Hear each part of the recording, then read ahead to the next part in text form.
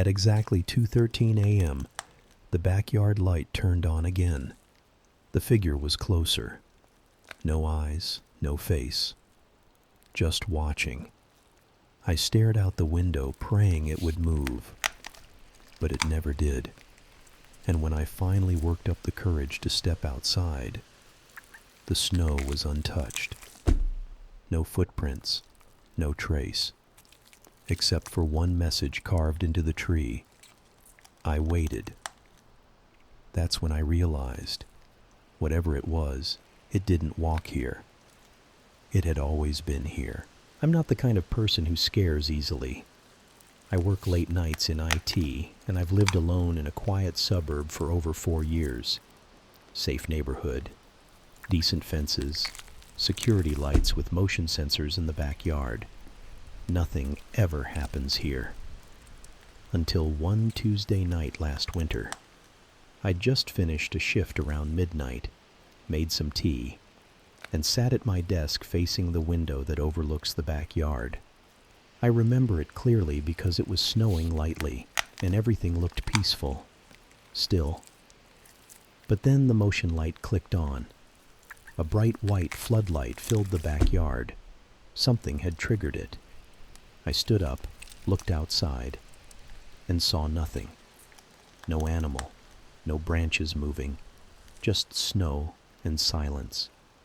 I brushed it off. Probably a raccoon. I went back to my desk. 3 minutes later, click. It turned on again. Still nothing. This happened 5 times within an hour.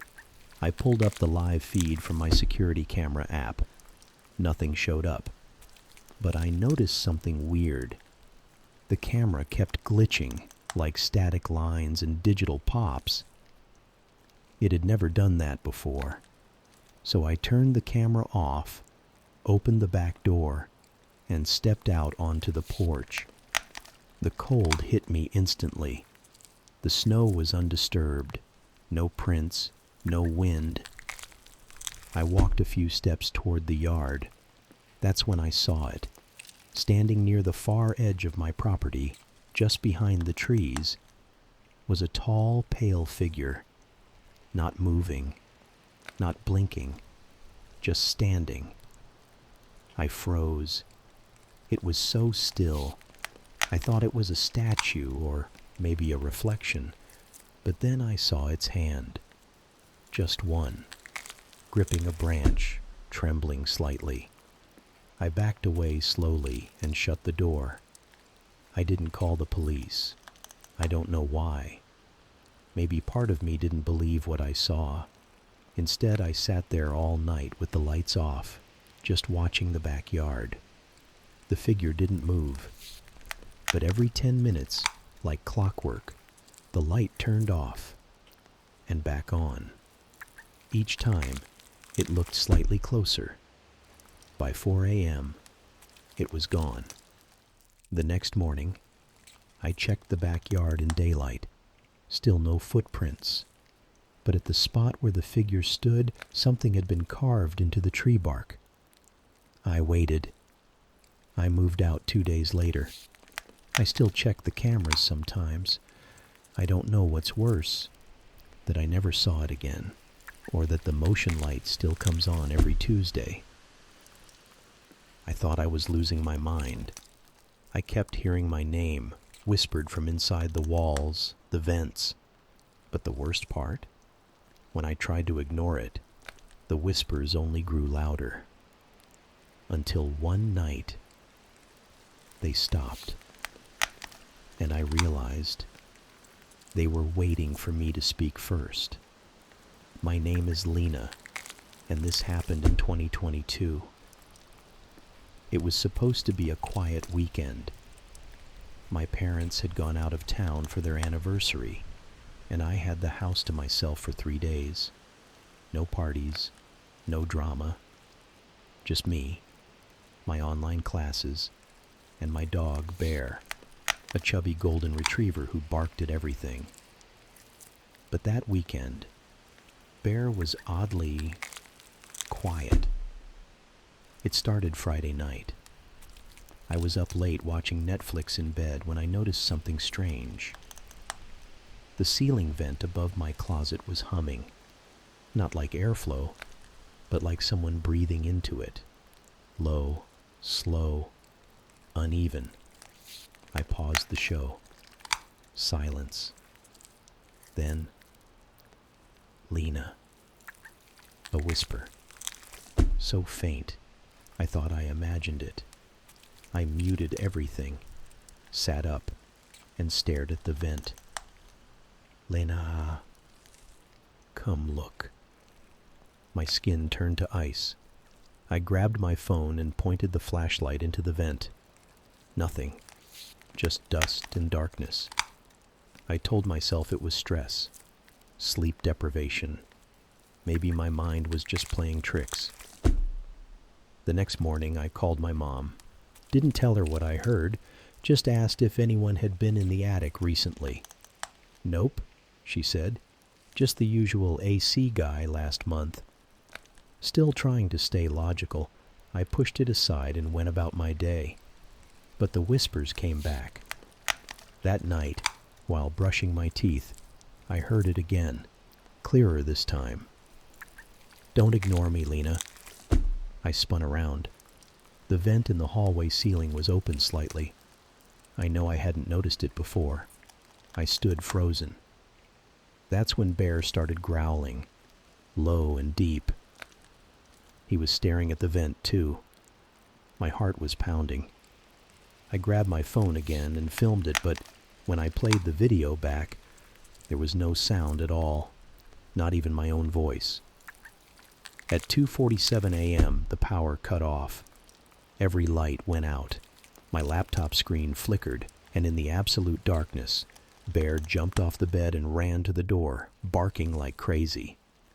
That's when I heard footsteps. Not outside, above me, in the ceiling. I hid in the bathroom with Bear, locked the door, and stayed there until sunrise. The next day, I called a local HVAC technician, begging him to check the vents and attic. I told him I thought maybe an animal got in. He showed up with a flashlight, climbed into the attic, and went quiet for a long time. Too long. When he finally came down, his face was pale. Someone's been up there, he said. There's an old sleeping bag, food wrappers, and a phone. No battery, but the wallpaper. It's a picture of you. My heart nearly stopped. I called the police immediately. They searched the attic and crawl space and found a small hidden tunnel running between the attic and the walls, with makeshift holes drilled into the air vents around the house. They never found who lived there. Whoever it was had slipped away before the police arrived, but they had been watching me for weeks. Sometimes, the danger isn't lurking outside your window. It's already inside the house, and it's waiting for you to open the wrong door. My name's Taylor, and this happened the summer after I graduated high school. I had just moved back to my small hometown and was trying to save money before college, so I took a job house-sitting for a sweet old woman named Mrs. Ellery. Her home was out near the woods, 2 stories, creaky floors, a lot of antiques and religious stuff on the walls. But the pay was good, and she only had 2 rules. 1, feed her cat twice a day. 2, don't go into the locked room upstairs. She even repeated it before she left. Don't try the handle. Don't knock. Just pretend it isn't there. At first it was easy. Quiet neighborhood, clean house. The cat, Mr. Buttons, liked to follow me everywhere like a little guard dog. But every night, I started hearing sounds from upstairs. It was subtle at first.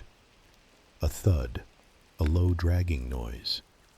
Then one night, around 1:30 a.m., I heard something that made me freeze. Knocking from the other side of that locked door. 3 slow knocks. Boom, boom, boom. I didn't go up there. I turned the TV up loud and stayed on the couch with the cat. The next morning, the hallway outside that door smelled rotten, like something had been locked in there for a long time. On the third night, I couldn't take it anymore. I walked upstairs with a flashlight, heart pounding.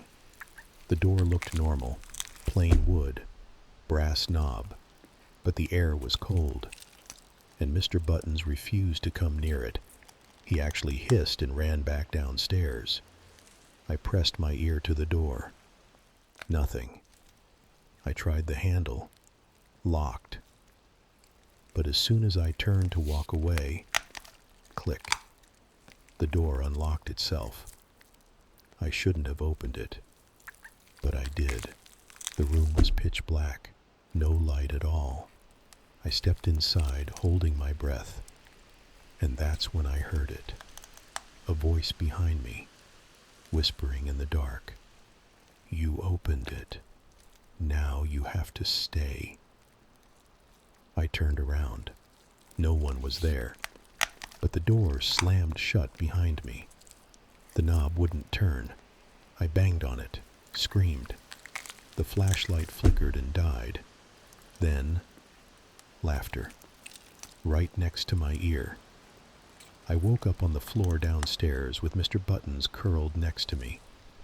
I don't remember how I got there. Mrs. Ellery came home that afternoon. I told her everything, shaking. She just smiled gently and said, "That room hasn't been opened in 40 years. Not since my sister died in there." I asked her how it was unlocked. She looked at me, serious now. "It wasn't. That door hasn't had a handle since 1985. So tell me, which of these true Alone-at-Home horror stories messed with your head the most? Have you ever experienced something eerie while alone? Drop your story in the comments below. You never know, it might just end up featured here on the next episode of Mr. Nightdread. And if you enjoyed tonight's stories, make sure to like this video, subscribe, and turn on the bell notification. Because we're just getting started.